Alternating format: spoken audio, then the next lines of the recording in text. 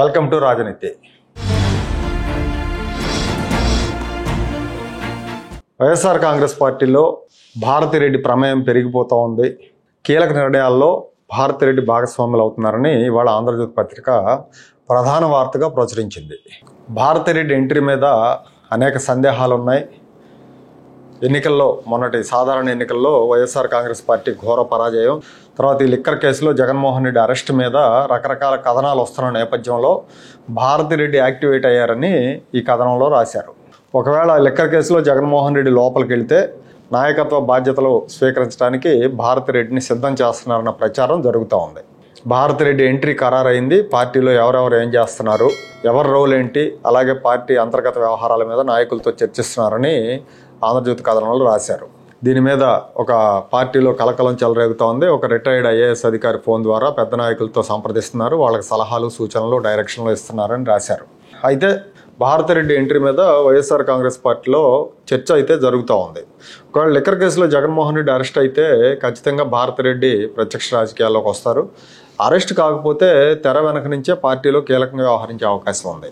ఆవిడ డైరెక్ట్గా పాలిటిక్స్లోకి వస్తే జరిగే పరిణామాలు ఎలా ఉంటాయనే దాని మీద కూడా చర్చ జరుగుతోంది. యాక్చువల్గా భారతిరెడ్డి ఇప్పుడు కాదు, భారతిరెడ్డి ఏడాదిన్నర క్రితం నుంచే పార్టీలో కీలకంగా వ్యవహరిస్తున్నారు. ఎన్నికల్లో ఘోర పరాజయం తర్వాత గత ఏడాది మేలో జరిగిన ఎన్నికల్లో పరాజయం తర్వాత పార్టీలో భారతిరెడ్డి క్రియాశీలకమయ్యారు. అంతకుముందు పార్టీ వ్యవహారాల కంటే వ్యాపార వ్యవహారాల మీద ఎక్కువగా దృష్టి పెట్టేవారు. అదేవిధంగా సాక్షి మీడియా, సాక్షి పేపర్ వీటి మీద కూడా ఆవిడ పర్యవేక్షణ చేస్తూ ఉండేవారు. ఎన్నికల్లో ఓడిపోయాక పార్టీ వ్యవహారాల్లో క్రియాశీలకంగా ఉన్నారు. ఓటమి తర్వాత వైసీపీ కార్యక్రమాల నిర్వహణ, అలాగే ప్రభుత్వం మీద నిరసన కార్యక్రమాల నిర్వహణ, వీటన్నిటి విషయంలో భారతిరెడ్డి సలహాలు సూచనలు ఇస్తున్నారు. జగన్ రెడ్డి పరామర్శ యాత్రలను కూడా భారతిరెడ్డి ప్లాన్ చేస్తున్నారనేది ఒక సమాచారం.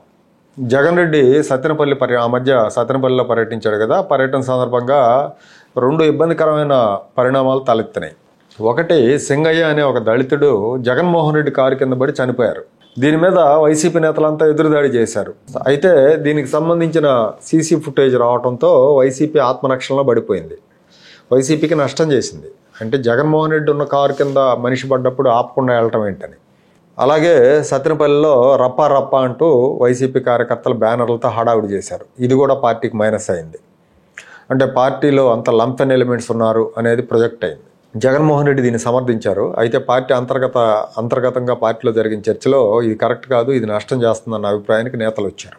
ఈ పర్యటన తర్వాత భారతిరెడ్డి బెంగళూరు ప్యాలెస్లో గుంటూరు జిల్లా వైసీపీ సీనియర్ నాయకులందరినీ పిలిచి మీటింగ్ పెట్టారు. అంబటి రాంబాబుని తీవ్రంగా మందలించినట్టు వైసీపీ వర్గాల ద్వారా తెలిసింది. ఎందుకు ఇట్లా కండక్ట్ చేశారు, ఈ కార్యక్రమం మనకి ప్లస్ రాకపోగా దీనివల్ల మనం మైనస్ అయ్యామని చెప్పి ఆగ్రహం వ్యక్తం చేసినట్టు వైసీపీ వర్గాలు చెప్తున్నాయి. ఇది జరిగి కూడా దాదాపు 2 నెలల పైన అయింది సత్తెనపల్లి పర్యటన తర్వాత. అలాగే ఈ సమావేశంలో భారతిరెడ్డి మాట్లాడుతున్నప్పుడు మధ్యలో జగన్మోహన్ రెడ్డి కల్పించుకుని ఏదో చెప్పబోతే ఎక్స్క్యూజ్ మీ, నన్ను మాట్లాడినవ్వండి, తర్వాత మీరు మాట్లాడండి అన్నారని వైసీపీ వర్గాల్లో ప్రచారం జరిగింది. దీంతో భారతిరెడ్డి కీలకంగా ఉన్నారు, జగన్మోహన్ రెడ్డిని కూడా డైరెక్ట్ చేస్తున్నారు అన్న అభిప్రాయం ఒకటి వచ్చింది. ఇప్పుడు ఆంధ్రజ్యోతిలో ఈ వార్త వచ్చింది. భారతిరెడ్డి గత ఏడాదిన్నర కాలంగానే పార్టీలో కీలక నిర్ణయాలు తీసుకుంటున్నారు, పార్టీకి నష్టం చేస్తారనుకున్న నాయకులను దూరం పెడుతున్నారు, లేదా వాళ్ళ ప్రాధాన్యత తగ్గించడం చేస్తున్నారు.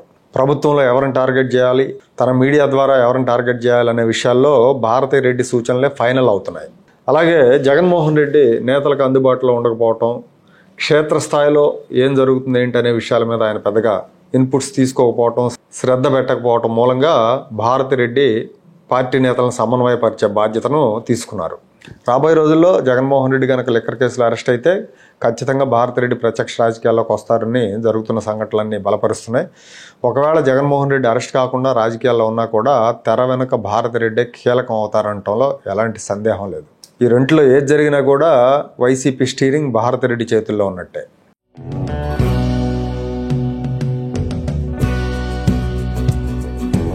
Like, share and subscribe to Rajaniti channel.